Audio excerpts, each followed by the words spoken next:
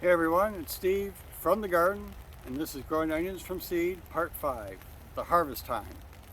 This is what we all look forward to, is doing our harvest.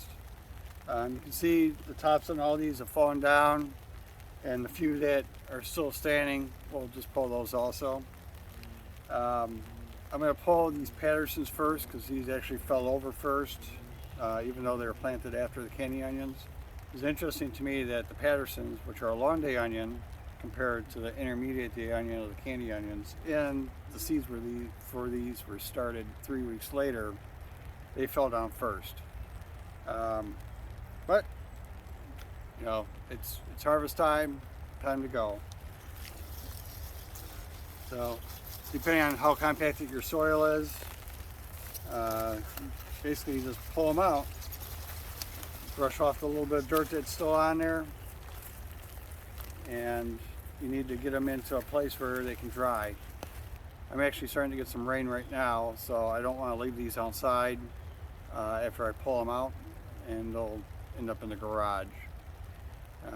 Now they will have a strong smell to them, so if you put them indoors, just be aware that you're going to have a strong onion smell.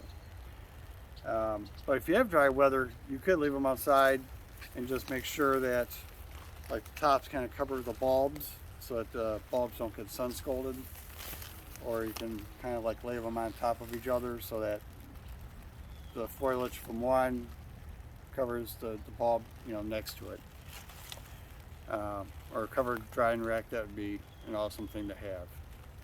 Anyways, so I'm going to go ahead and get these pulled out. I have a little bin with me to hold them all, and this may not all happen today, but this will be the process: pouring them out, letting them dry, and once they do kind of dry, like the tops, the roots will dry out.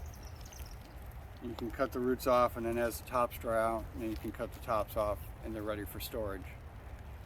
Store them in a cool area. It's dark, and they'll keep pretty long. I know I store mine in my basement underneath the basement steps, which is the darkest, coolest area I have in the house. And even like the candy onions, which are only ready for 3 months, I've stored for 6. Here are all the Patterson onions laid on for drying. See, we have quite a few of them here. That's the whole row right there. This one appears to be about the biggest of the Pattersons. So there's my hand with the onion on it. So that's a pretty good size onion. Now I know I definitely have candy onions that are bigger than this, but that's pretty good. Also wanted to give a little update on how the multi-sown onions did. Now on these candy onions, you can see even with them being very close together, they still got a pretty decent size on them. And like these two over here, still got, I would say big. And those two, well, the one is small, or like a medium size. This one is definitely large. So crowding them didn't necessarily hinder them that much. Now I pulled what I think is the largest of the candy onions.